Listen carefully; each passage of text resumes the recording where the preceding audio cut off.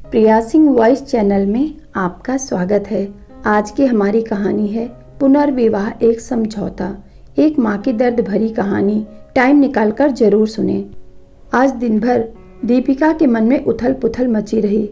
सुबह घर से निकलते समय ही माँ जी यानी दीपिका की सास ने दीपिका से कह दिया था कि बेटी शाम को जल्दी घर आ जाना। और उनके जल्दी घर आ जाने का मतलब दीपिका भली भांति समझती थी, इसलिए अनमनी सी रही वह दिन भर। बगल वाली निराली ने भी उसे 2-3 बार टोका। क्या बात है दीपिका, आज इतनी उदास क्यों लग रही है? दीपिका मुस्कुरा दी। 5 बजे निराली और सामने वाली प्रिसा को दुकान का ख्याल रखना कहकर घर चली गई। अंश उसके पैरों से लिपट गया। माँ जी ने उसे चाय दी और तैयार होने को कहा। चाय पीकर दीपिका ने हाथ मुंह धोया और कपड़े बदलकर तैयार हो गई। माँ जी ने उसे जबरदस्ती उसके गले में चेन पहना दी और माथे पर बिंदी लगा दी। दिए समय पर विनायक और उसके माता पिता दीपिका को देखने आ गए। दीपिका को तो वे लोग फोटो देखकर ही पसंद कर चुके थे। आज तो एक तरफ से बात पक्की कर विवाह का मुहूर्त निकालने आए थे। विनायक की माताजी ने शगुन देकर दीपिका को एक तरह से अपनी बहू बना लिया। दीपिका की आंखें भर आईं। इसी तरह एक दिन माँ जी ने शगुन देकर अथर्व के लिए उसे स्वीकारा था। तब मन में कितनी उमंगें थीं। नए जीवन में प्रवेश करने की खुशी थी, नए परिवार के साथ बंधने की, और आज वही सब दोहराया जा रहा था। लेकिन मन में कोई खुशी व उत्साह नहीं है, उल्टे दुख और बुझा बुझा सा मन है। रात में अंश ने दीपिका के गले में बाहें डालकर बड़े प्यार से पूछा, मम्मी वो अंकल और दादा दादी कौन थे? वह तुम्हारे दादाजी की दोस्त और उनका परिवार था बेटा। दीपिका ने उसके सिर पर प्यार से हाथ फेरकर कहा। अंश उससे चिपककर जल्दी ही सो गया, पर दीपिका को देर रात तक नींद नहीं आई। 5 साल पहले ही तो अथर्व से विवाह हुआ था दीपिका का। प्यार करने वाला पति, दिन भर प्यार बरसाने वाली सास ससुर, दीपिका को मानो दोनों जहां की खुशियां मिल गई थीं। बचपन में ही दीपिका के माता पिता की मृत्यु हो गई थी। वह मामा मामी के यहाँ पली बढ़ी। उन्होंने उसे बहुत अच्छे से रखा। फिर भी दीपिका के मन में किसी कोने में माँ पिताजी कहने को तरसता रहता। शादी के बाद अथर्व के माता पिता ने उसे भरपूर प्यार दिया। अथर्व उनका इकलौता बेटा था। दीपिका के रूप में उन्हें बेटी भी मिल गई। साल भर के बाद ही अंश का जन्म हुआ। दीपिका और अथर्व के प्यार का अंश। अथर्व बेटी चाहता था, फिर भी वह बेटे के जन्म पर खुश हुआ। उसने बहुत लाड से उसका नाम अंश रखा था। अपने नए परिवार में दीपिका बहुत संतुष्ट और प्रसन्न थी। सबके प्यार व अंश के लालन पालन में वह अपने बचपन के अभावों को और माता पिता की असमय हुई मृत्यु के हादसे को भूल गई थी। अब जीवन से दीपिका को कोई शिकायत नहीं थी। हर तरह से सुख समृद्ध और संतुष्ट थी वह। लेकिन क्रूर होने को दीपिका का यह सुख रास नहीं आया। मामूली से बुखार में एक दवाई के रिएक्शन से अथर्व की हालत ऐसी बिगड़ी कि मात्र 3 दिनों में ही वह चल बसा। 4 दिन पहले का हंसता खेलता अथर्व यूं अचानक ही चला गया कि आज दुनिया में कहीं उसका नामो निशान तक बाकी नहीं रहा। दीपिका की दुनिया उजड़ गई। नन्हे अंश का रोना भी उसको सुनाई नहीं देता था। मात्र 2.5 साल का ही तो था वह, और उसके सिर से पिता का साया उठ गया। अथर्व के माता पिता ने अपने दिल पर पत्थर रखकर इस हादसे को बर्दाश्त किया और अंश व दीपिका को संभालने में अपना गम भूलने लगे। महीने भर बाद दीपिका थोड़ी संभली और अंश की देखभाल में अपना समय काटने लगी। उनके घर के पास ही एक छोटा बाजार था, जहां ऊपर वाली मंजिल पर महिला मार्केट था।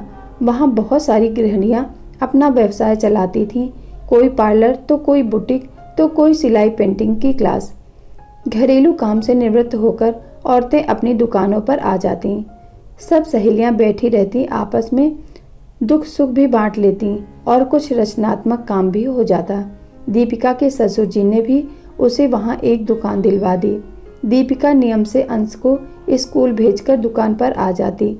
दिन भर ग्राहकों में और आसपास की औरतों से बातें करने में बीत जाता। निराली और प्रिसा से तो उसकी अच्छी घनिष्ठता हो गई थी। अब वह फिर से सामान्य होने लगी थी। लेकिन माँ और पिताजी को उसके भविष्य की चिंता सताने लगी थी। वह उसके पुनर्विवाह के लिए लड़का ढूंढने लगे। उनकी चिंता भी स्वाभाविक ही थी, क्योंकि वह मात्र 26 साल की ही तो थी अभी। पहाड़ सी जिंदगी वह अकेली कैसे काटती। दीपिका दोबारा विवाह करने के लिए बिल्कुल तैयार न थी, पर सास ससुर के तर्कों और याचना के आगे उसे झुकना पड़ा। 2-4 जगह खोज खबर के बाद उन्हें विनायक और उसका परिवार बहुत अच्छा लगा। सारी बातें तय हो गईं, विवाह की तिथि भी पक्की हो गई। तब एक दिन माँ ने बताया कि विनायक अंश को अपनाने को तैयार नहीं है। दीपिका पर तो मानो वज्रपात हो गया। ऊपर वाले ने उस मासूम से तो पिता का प्यार छीन ही लिया, किस्मत अब माँ भी छीन लेगी। माँ, मैं यह विवाह नहीं करूँगी, मैं अंश से अलग नहीं रह सकती। विनायक से कहिए, अगर मुझसे विवाह करना है तो मेरे अंश को भी अपनाना पड़ेगा, वरना इस रिश्ते में मुझे कोई दिलचस्पी नहीं है। दीपिका ने साफ साफ शब्दों में कह दिया।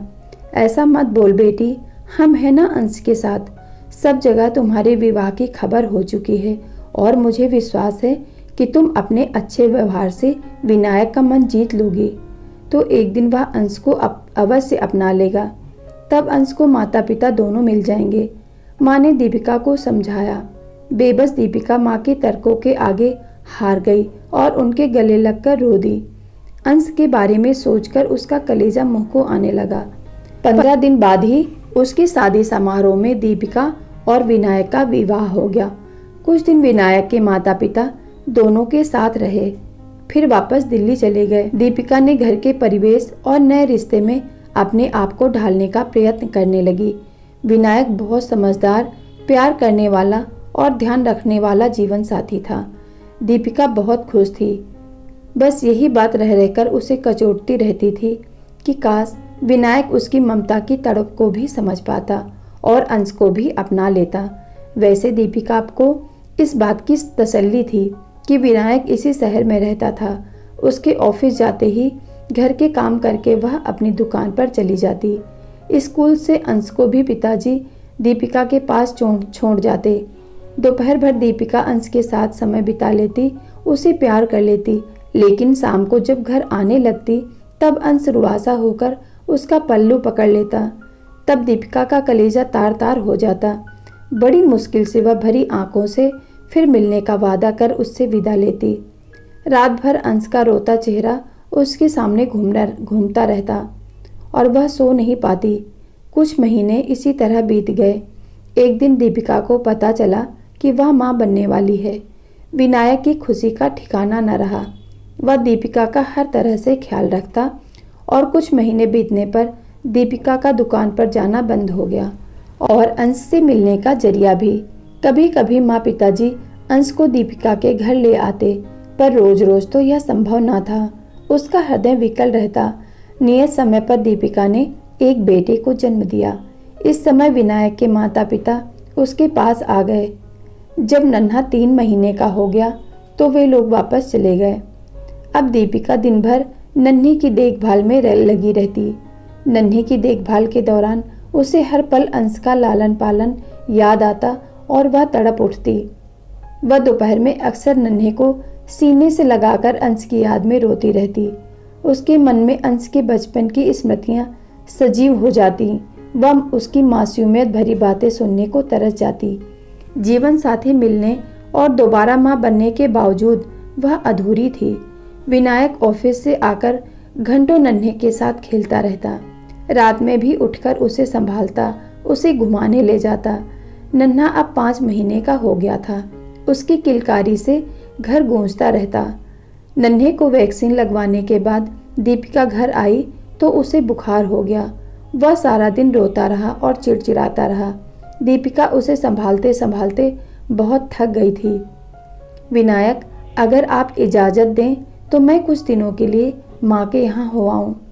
वहाँ नन्हे की देखभाल भी ठीक से हो जाएगी। विनायक से पूछा। हाँ दीपिका, हो आओ, तुम्हें भी थोड़ा आराम मिल जाएगा। बहुत थक गई हो तुम। मेरी चिंता मत करना, ऑफिस का कैंटीन बहुत अच्छा है, मैं वहीं खाना खा लिया करूँगा। विनायक ने तुरंत अनुमति दे दी। दीपिका खुशी खुशी नन्हे को लेकर माँ के घर आ गई। नन्हे को सारा दिन माँ पिताजी संभाल लेते और दीपिका पूरा समय अंश की देखभाल में बिताती। उसे नहलाना, धुलाना, खाना खिलाना वह सब करती। महीने भर बाद अंश रात भर उससे लिपट कर सोया था। वह उसे नई नई कहानियाँ सुनाती। दीपिका बहुत खुश थी और उसकी ममता भी पूर्ण रूप से संतुष्ट थी। दीपिका के जाने के बाद विनायक जब शाम को घर आता तो उसे घर काटने को दौड़ने लगता। उसे दीपिका और नन्हे की बहुत याद आ रही थी। देर रात तक वह टीवी देखकर मन बहलाता रहता। रात में सोता तो उसे नींद में भी लगता कि जैसे नन्हा रो रहा है या कुनमुना रहा है, और वह चौंक कर जाग जाता। उसे ना घर में ना ही ऑफिस में चैन आ रहा था। ऑफिस में उसका काम में मन नहीं लगता और घर का सन्नाटा उसे खल रहा था। अचानक विनायक को एहसास हुआ कि वह तो बाप है, फिर भी 5 महीने के बेटे से 5 दिन की दूरी उससे सही न जा रही है। लेकिन दीपिका तो माँ है। 5 बरस के बेटे को उससे सीने से लगाकर पाला पोसा। उसे इतने महीने वह किस तरह अलग रह पाई होगी। सचमुच वह कितना निर्दयी और छोटे दिल का है जो एक मासूम को उसकी माँ से जुदा कर दिया। यदि दीपिका नन्हे को लेकर हमेशा के लिए चली गई तो कैसे जी पाएगा वह अपनी जान से प्यारे बेटे के बिना, और दीपिका कैसे जी रही होगी अब तक अंश के बिना। कितना दर्द सहा होगा उसने।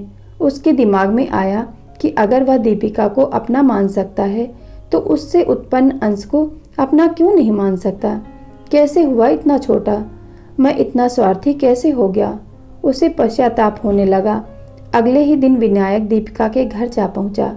नन्हे को गोद में लिए दीपिका अंश को मान मनोहार करके खाना खिला रही थी। उसके चेहरे पर मातृत्व की एक अलग ही चमक झिलमिला रही थी। विनायक ने उसे इतना प्रसन्न कभी नहीं देखा था। वह मुग्ध होकर दीपिका को देखते ही रह गया। आज तक उसने एक माँ से वह आंतरिक प्रसन्नता छीन रखी थी। वह ग्लानि से भर उठा। विनायक पर नजर पड़ते ही दीपिका का चेहरा बुझ सा गया और अंश भी सहम कर उसका आंचल पकड़ लिया। विनायक ने मुस्कुराकर अंश के सिर पर हाथ फेरा तो वह दीपिका से सटकर खड़ा हो गया। तुम्हारे बिना घर बहुत सोना लग रहा है। अब तो नन्हे की तबीयत भी ठीक है, चलो घर चलें। विनायक ने दीपिका से कहा। आप माँ को ले जा रहे हैं? अंश की आंखों में आंसू भर आए। केवल माँ को ही नहीं बेटा, आपको भी घर ले जाने आया हूँ। अब से आप भी माँ के साथ ही रहेंगे, विनायक ने प्यार से कहा। सच अंकल? अंश खुश हो गया। अंकल नहीं, पापा बोलो बेटा, मैं तुम्हारा पापा हूँ, विनायक ने उसे गोद में उठाकर प्यार से कहा। दीपिका आश्चर्य से विनायक की ओर देख रही थी। मुझे माफ़ कर दो दीपिका, मैं बहुत स्वार्थी था। आज तक मैंने माँ बच्चे को एक दूसरे से अलग कर रखा।